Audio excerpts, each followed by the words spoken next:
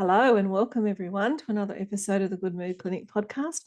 My name is Gemma Gladstone and I am here with Justine Corrie. Hi everyone. Good to be here. Good to be here. Yes. And before we got on to this, you were telling me about an experience you had last night, Justine. Do you want to share?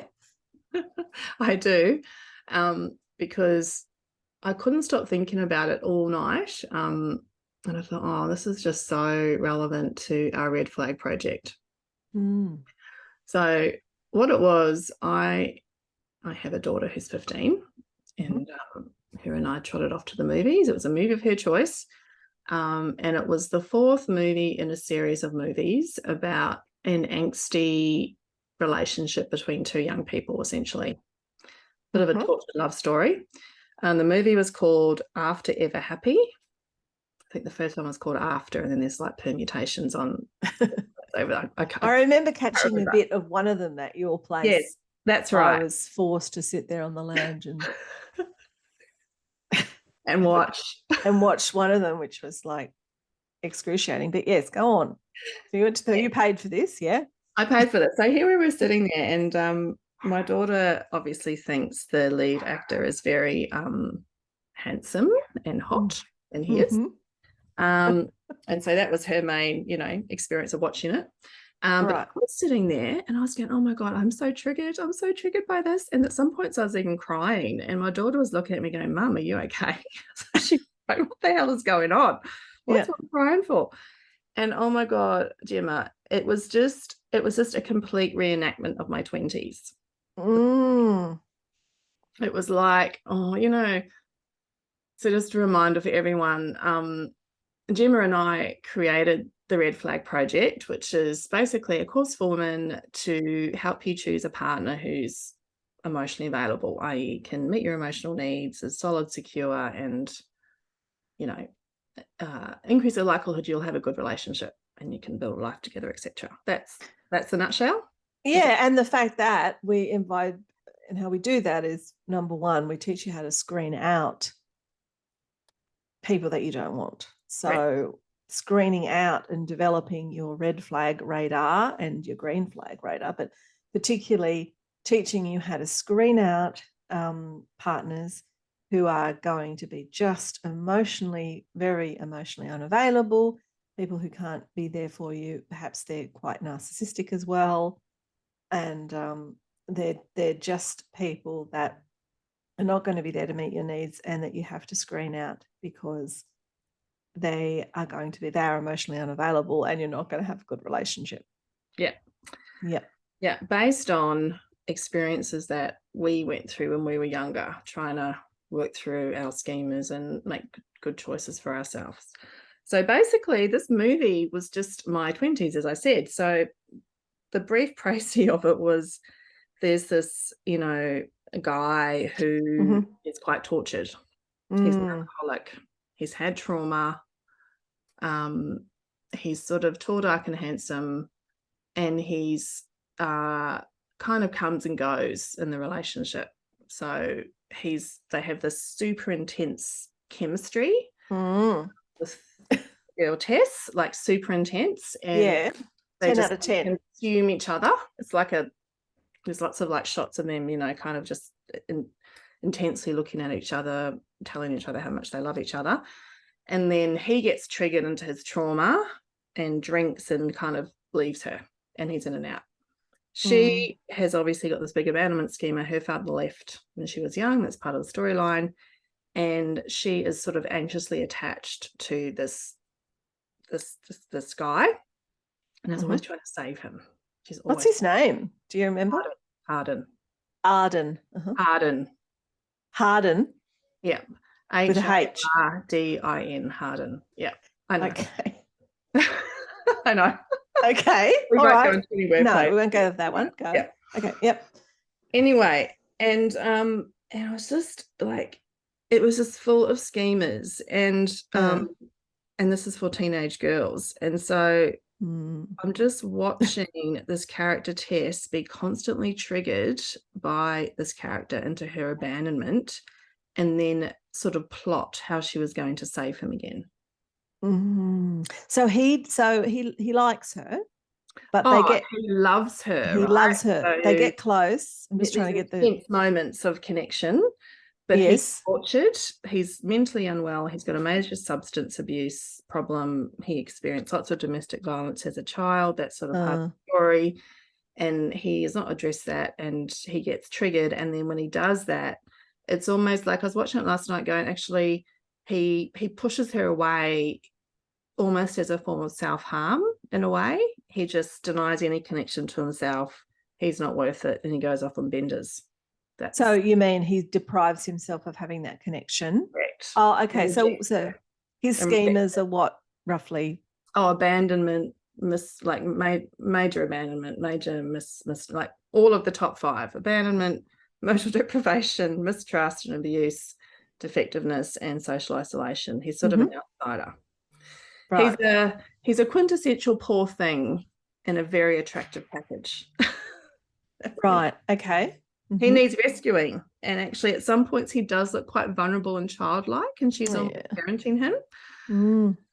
Oh my gosh. And so and I was watching this movie and I was just going, oh my God, that was my 20s, and this very intense relationship that went on for 6 years, which ultimately ended.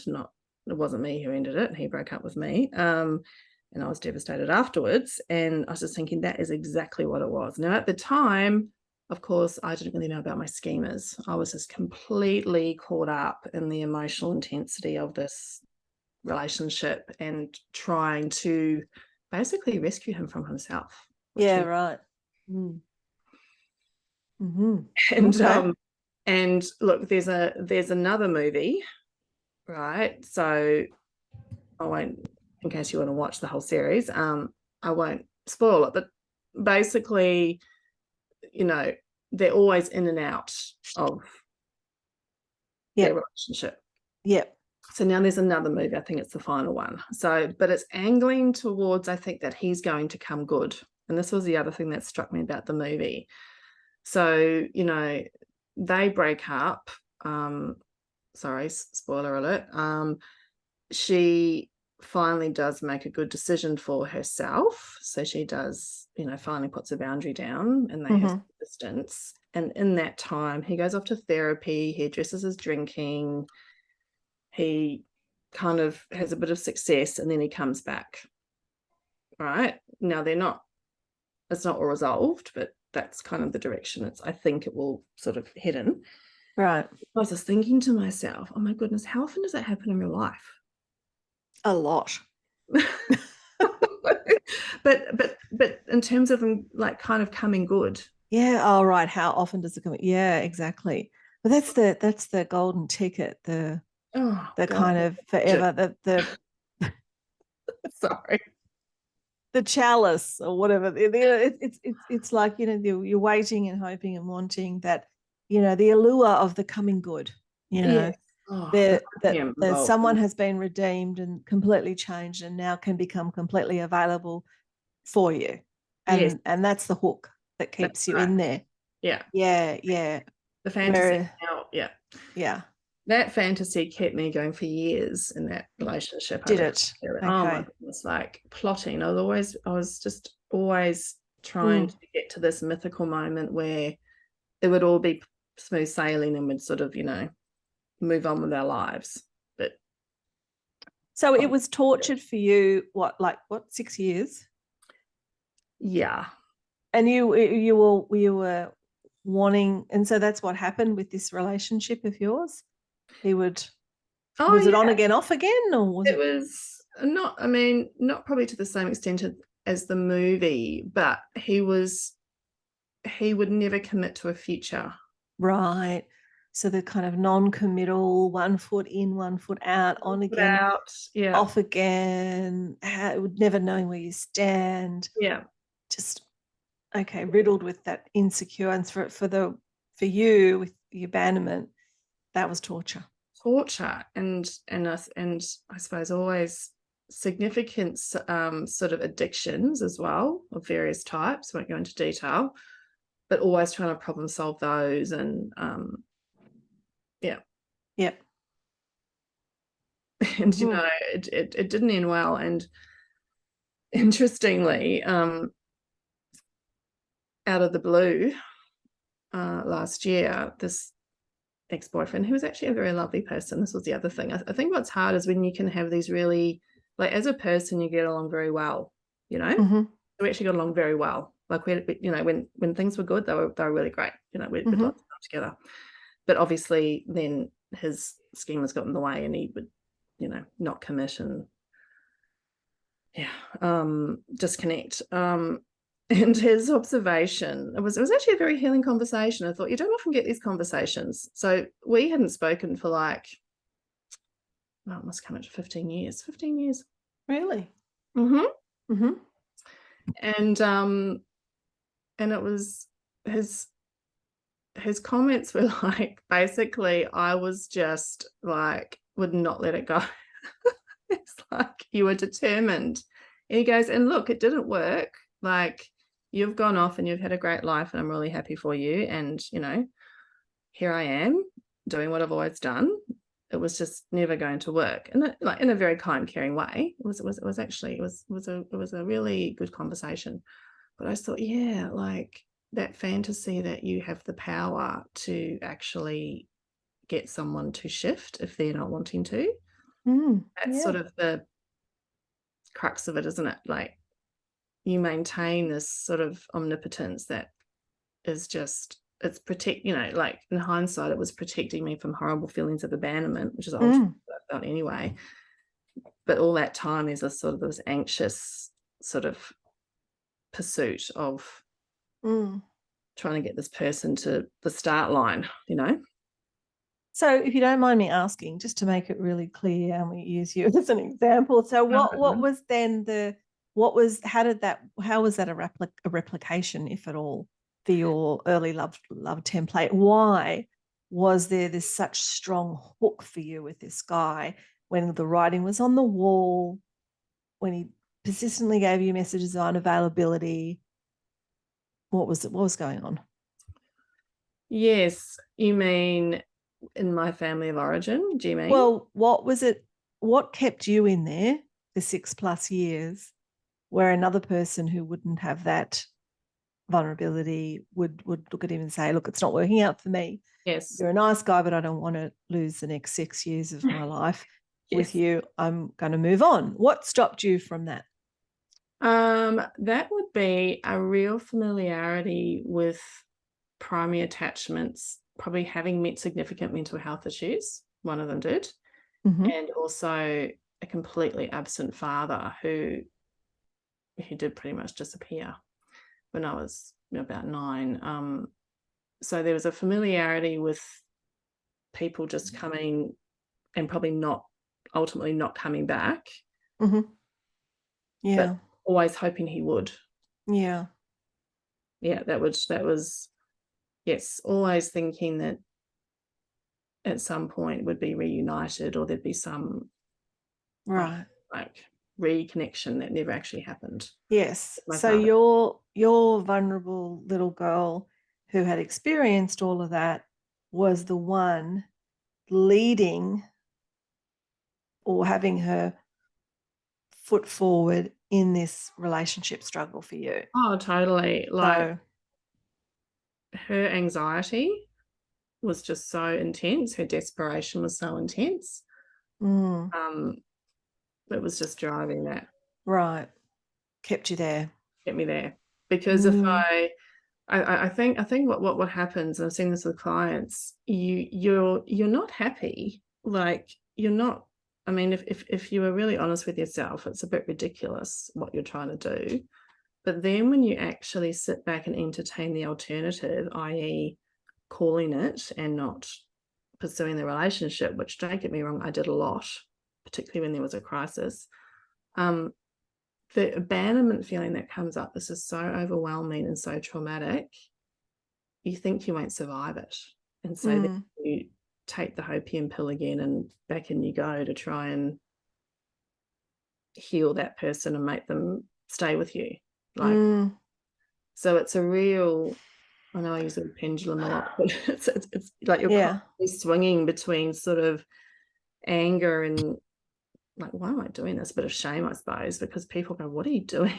Like, and I thought, oh God, I wish I had been able to, like, I wish I'd known what I know now, basically, which is why the Red Flag Project was born. Because I think if I'd been able to get some insight or help with that abandonment feeling, I think I would have saved myself a lot of time and heartache. Would have had a completely different trajectory. Because I'd like to think most, like when I see clients in this situation, like most of the time the person doesn't come good. Look, yes, that would be my experience as well. Yeah. And sorry, Karen. Oh, no, I was just going to say that I think we should kind of clarify. We're sort of obviously people can come good and people can heal and people can choose that out of active intention. People don't just come good randomly overnight unless they put work in, but people can come good and change and everything like that. But I guess the crux of what we are saying is that you can't make them come good. Yes. And you hanging around is not making them come good. And if you end the relationship and they come back to you later, good, then great. But hanging in there and doing the dance with them in part enables them not to come good. Right? It probably also triggers them, makes it harder for them to come good. Yeah, because I mean, he said to you more or less he was so surprised about it, you just latched on. Yeah, I think he was I mean, he was going through something significant at that point in his life. And I think he just knew that he just wasn't ready, as you said, to choose that for himself. And basically me trying to choose it for him was just a waste of time. And, he was kind of saying, kind of sorry, but he could just see me try and it just was never going to happen because that wasn't what he wanted from himself at that point in time. Yeah. So, okay. Yeah, so the caveat is not, you're right, not that people don't come good, because obviously that's what we do. We help people come good. But it's more that you can't make them do it through your own behaviors or actions. Yeah, they have to choose it for themselves. And if you've got an abandonment schema, that can be a very difficult thing to accept. You're in that dynamic. But what was interesting about this movie was that I was thinking, oh, like, he's probably going to come good in this movie. So perpetuating the fantasy to teenage girls. Kind of, boys. yeah. It's like this unavailable, and like it's like he's quite a appealing character in the film. Like he's not a bad person. He's very troubled. But if you kind of peel that away, all you see is like she's been like her boundaries are being crossed all the time. She's having to compromise her self-respect. It's so stressful for her to be connected to him that she's not pursuing what's important to her. It's sort of preoccupying and taking up all of her time. It's so preoccupying. Yeah. And it's like, even though, you can say it's not his fault, which is another little delusion you tell yourself, well, it's not his fault. You're kind of looking at him going, but he's, he can change. At the end of the day, the coping modes that this character had was hurting her. Even though you could see the vulnerability. And I think that's also a very difficult thing to accept when you're in it. When you're in it, it's hard to move away from someone who appears to be a victim who needs you.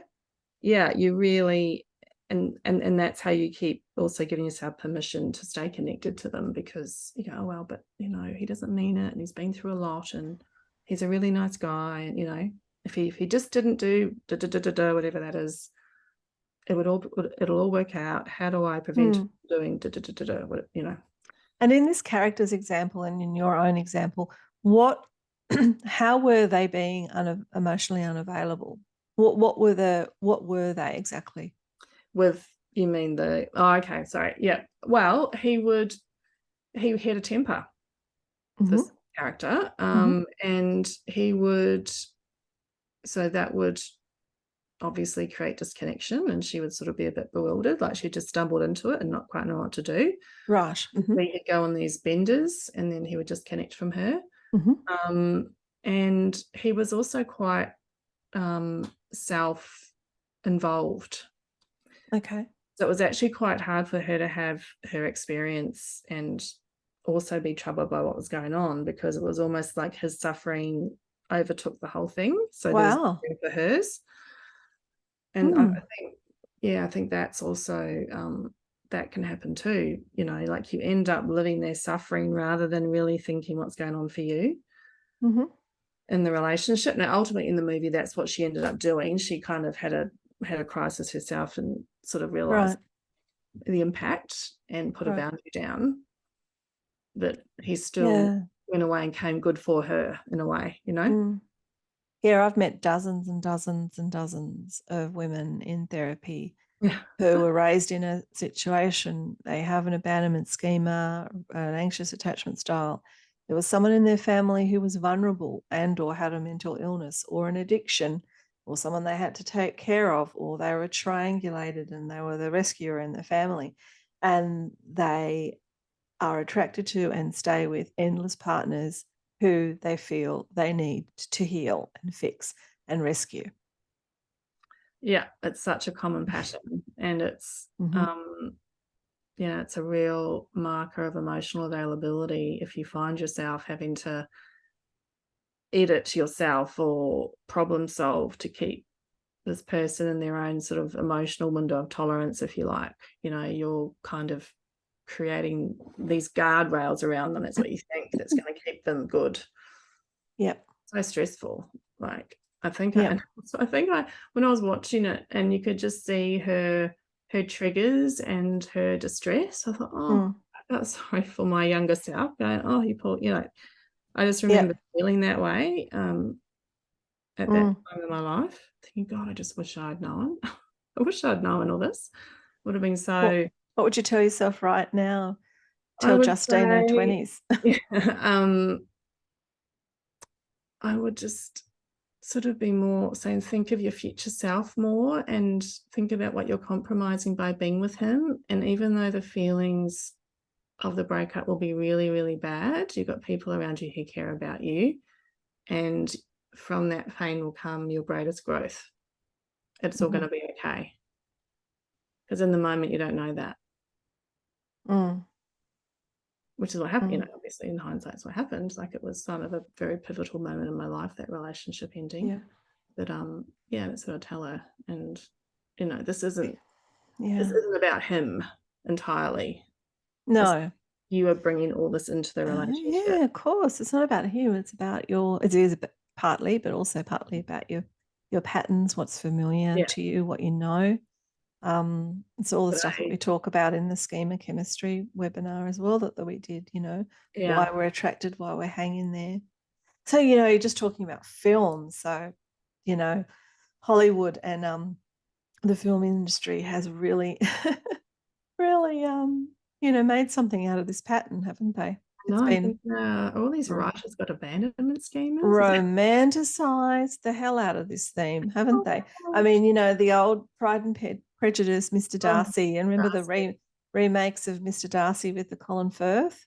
Oh, that was my favorite one. Oh, that was my favorite one. Everybody loved that. I mean, that was just, you know, that was amazing. That being in the pond when he dives into the pond. The pond scene, yeah, Mr. Darcy, you know, and you know, there's that allure of him, you know, to come good. Can he reach in and, you know, not be so emotionally unavailable and turn around and if you do the right thing. If you hang in there and you stay in there long enough, and and then there's that Twilight series. Remember that with the vampire? Oh, God. Boy, that was tortured. They milked the tortured gaze between those two characters. The yearning. The tortured yearning of all coming out of, you know, their attachment styles. The vampire was I know. Remember him? Yes. You know, he was unavailable because he was a vampire. Yeah, look, you know, if someone is a vampire, they're usually going to be unavailable, let's face it. We didn't put that in the course. We didn't. No, we didn't put that in the flag. That's another, yes, we didn't do that as a category of emotional unavailability. Are you a vampire? If so, don't get attached. It's going to work out. Anyway, so he was emotionally unavailable. What was his name? I don't even remember, but Edward? Oh, yeah, that rings a bell. Yeah. With the whitest of white skin, you know, and then yes. she was the yearning of, oh my God, you know, that was just a killer. Torture. You know, even this whole concept, you know, even in 50 Shades of Grey, different way. But, you know, I mean, the fantasy of this person who's going to come good, and, you know, comes good, I think, in the third or fourth novel or whatever it is. Right. You know, he turns into, you know, a guy that lives in the suburbs and blah, blah, blah. Oh, really? Yeah, becomes available. Yeah, just like fiction. I know. Fiction hooks you in, and then it sort of it like validates the idea that it's worthwhile waiting. Yeah. When actually, what a waste of time. What a, you know, even if it's just not worth the drama and the there's so, yeah, when I look back I think, what else would I have done within those 6 years if I hadn't been so preoccupied with my abandonment schema being constantly triggered.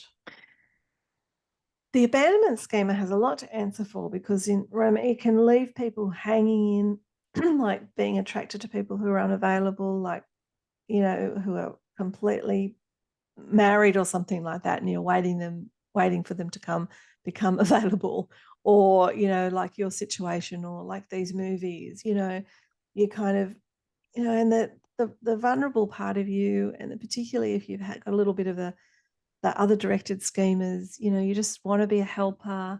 Oh, but I can't leave him now. He needs me. And, you know, I need to kind of make him better. What if I leave now and he hurts himself? Have you heard that one? Oh, yeah. Yeah, totally. Was that any concern of yours? Did you have that concern or not? Oh, yes. Well, not yeah. I didn't think anything would happen if I left him, but I thought if I don't hang around, something bad could happen. Oh, so you were just like protecting him from a bad outcome or bad choices or bad decisions. Oh, yeah, totally. Which is very reminiscent of a family of origin pattern. Just vigilant for risk, you know. It always is. Yeah. These things are no coincidence. They're all, if they feel like, if there's intensity there, it's almost always some sort of replication of an earlier family dynamic, you know. You know, it's interesting. Like, so obviously now I'm a schema therapist and I've been doing this for a long time. Back then, I remember the feeling of not recognizing that whatsoever. Like, I remember the complete naivety or just not understanding actually what was going on inside me. Like, just thinking it was all about him.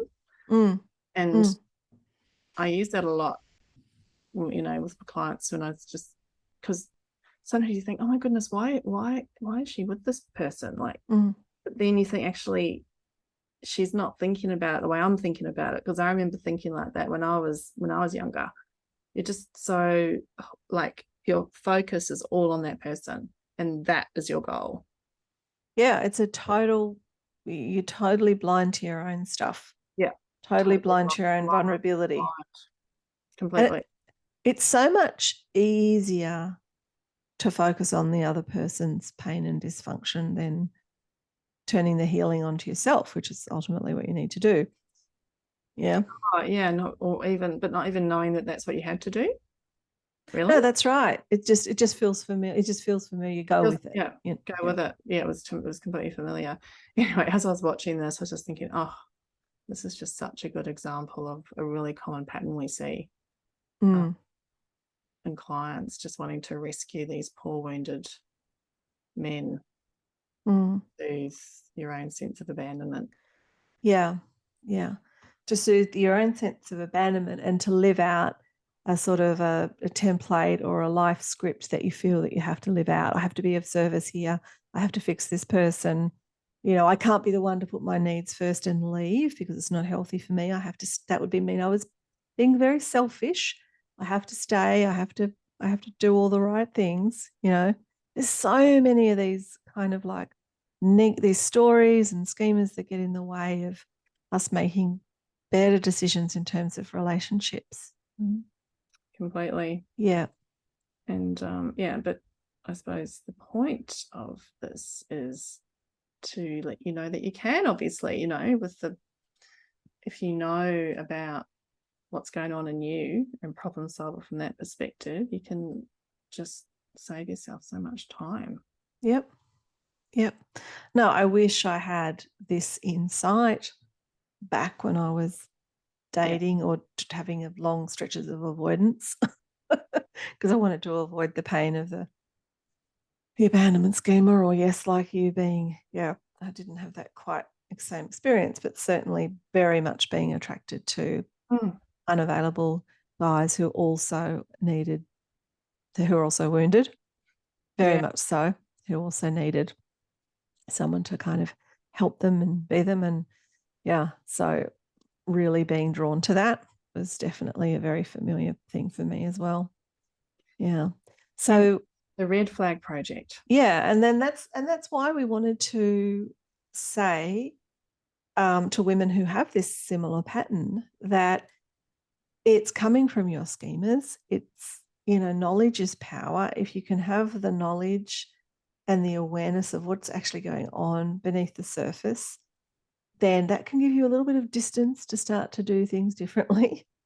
And then we talk about, what might be some of the classic markers of this sort of stuff and what's actually going on, for the other person as well. Yeah. And that and that markers of unavailability can come up very relatively soon in a relationship, and they can be very clear.